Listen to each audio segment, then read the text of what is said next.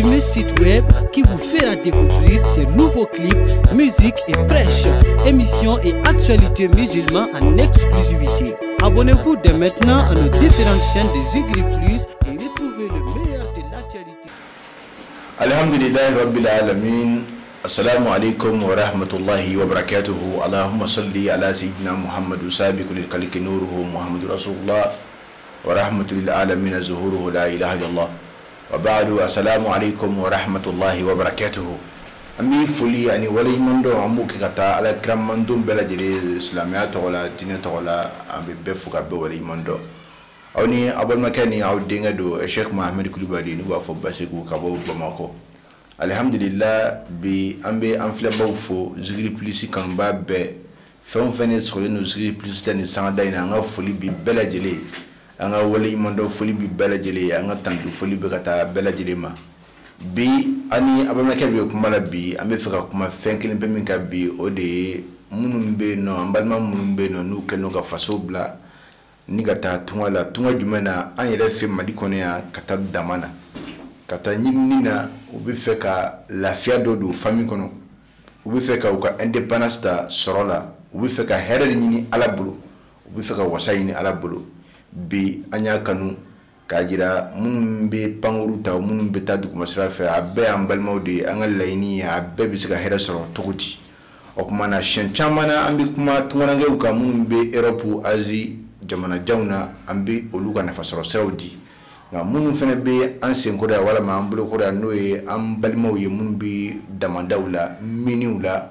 bi ambi feka kuma olu ye kayira ka fo kwa manyina uko haklibe ula wa amina barabla senka ka ala deli bla senka damana barakela bela jele ubiseka sanu soro togodi kata soro nimbo machayala kadaka damanko keleme dekumbay bi ambalma maliam chama ma ani bukna bini ivarien balma chama mesalla okmana bi amina faida di damankela ubiseka minta kabara nubi sanu soro a chama ani an yiru bina bara min fene sigi senga dama barakela uye ni minya ke ibiseka sanu soro a chama bi amina kuma turabudi ka ola baw kadaka jinka nyimni kadi mo yebi be mo be mbake bi shini kai sansa be mo borila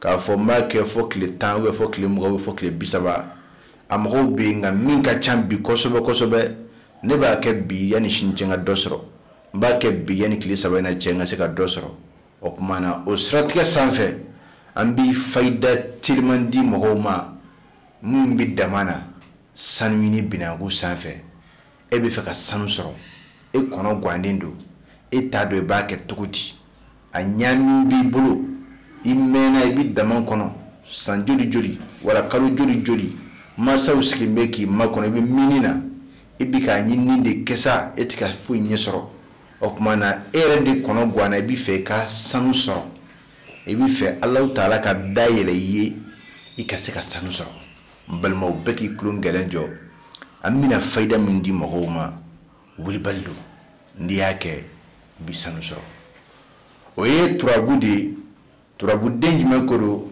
jina sodo abi fama ko lumara ble lumara ale fla kili fla lumara ale fla kili fla abi fonni ma ko lumara ni be fe ga sanu soro aka chala demambi oromu na kungu kono do jiri ke ka telika soro yi lumara jiri do yi gabable ibi gaba fura bulu do yini gaba fura bulu kururon vla ni o soro ni lumara ci duguma ni togola ibi gaba fura bulu ndaka ka kulini turabu toyi wala ma no ka geleima ibi gaba fura bulu kururon vla yini ka lumara cici abela jeli kono ni lumara ci abbe kono ibi na be shitulu kena doni mumu abela ibi na ibada duguma ibi al-Fatiha kala shiyan wolonvla ka salli ala kira Muhammadu ka shiyan wolonvla ka sɔrɔ ka turabu makilikanw fɔ a la. Turabu ye mɔgɔ ɲa maaw ye k'a to makan, karisa den karisa turabu ka mɔgɔ ɲa ye k'a to makan.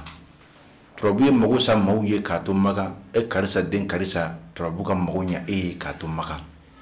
E de kɔnɔ gan bɛ bi i bi tunga la fatiha batiya i bi fɛ ala ka sɔrɔ de k'i ye, ala ka dun ka fa d'i ma, ka fasojɔ nafolo ani basojɔ nafolo ta k'o d'i ma sanu na dama na.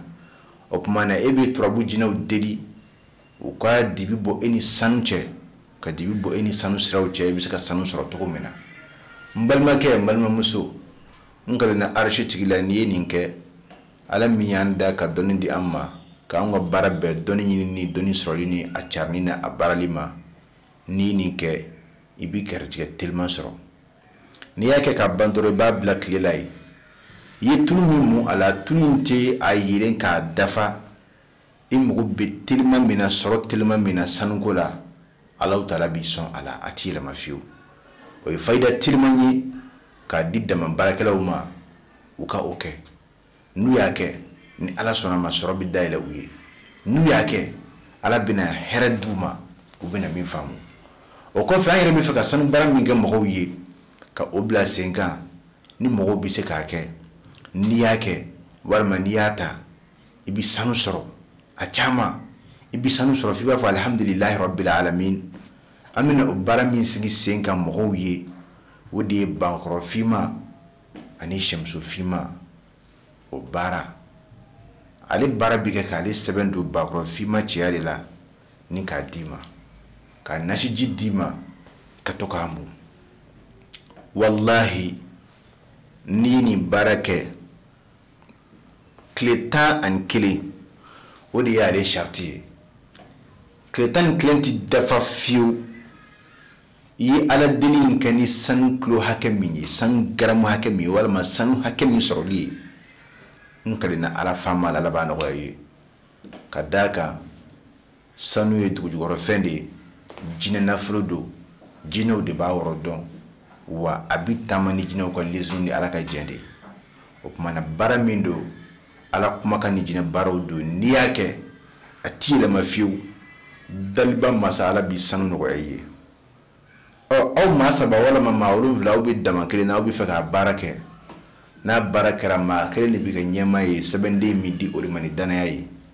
N'o kɛra bɛɛ bɛ hɛrɛ sɔrɔ ni ale ye. O tuma na ala k'an bɛn sababa ma.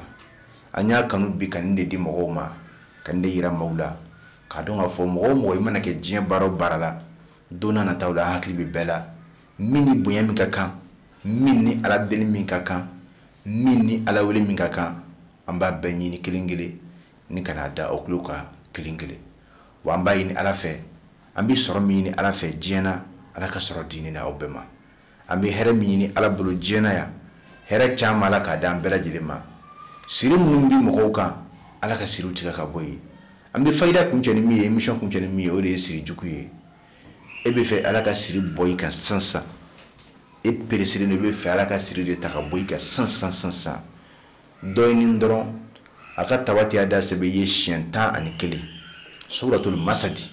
tabati ada abi lahabi wa tabba ma aghna anhu maluhu wa ma kasab sayasla naran zata lahab wa imra'atuhu hamalatal hatab fi jidiha hablum min masad. Natigi a sɛbɛ ye siɲɛ 11 ni sɛbɛn tɔgɔ in na, i b'i jija to sɛgɛ i b'o fitinin k'a la. Ni to sɛgɛ tɛ yɔrɔ min na i b'i jija i bɛ kɔgɔ kɔni bɛ diɲɛ fan bɛɛ. O tuma na i bɛ kɔgɔ i b'o kisɛ 11 b'o k'a la. Nka ni to sɛgɛ bɛ yen i b'i da to sɛgɛ fitinin b'o k'a la. N'i y'o k'a la i bɛ a to a ka sangani kɛ. N'a sangani dafara a ka yɛlɛ, a yɛlɛnen kɔfɛ i b'i ko ji in na ka n'a sɛgɛ caya kosɛbɛ. Bawo ka d'a kan ni sɛgɛ cayara a bɛ se ka kɛ ka degun wɛrɛ lase i ma. N'i kora ji in na yanni ji in ka ja ka bɔ e fari la, i bɛna a lajɔyɔrɔ ye sɔnni na. Yanni ji in bɛ ja ka bɔ e farikolo kan, i bɛna setigi ala faama jɔyɔrɔ ye hɔnna d'i ma la, a t'i yɛlɛma waati ci. An b'a ɲini ala fɛ ala ka hɛrɛ d'an bɛɛ ma. N b'a fɔ rabbana atina fid dunya hasana wa fil akhirati hasana wa qina azaban nar. ربنا لا تزغ قلوبنا بعد إذ هديتنا وهب لنا من لدنك رحمة إنك أنت الوهاب.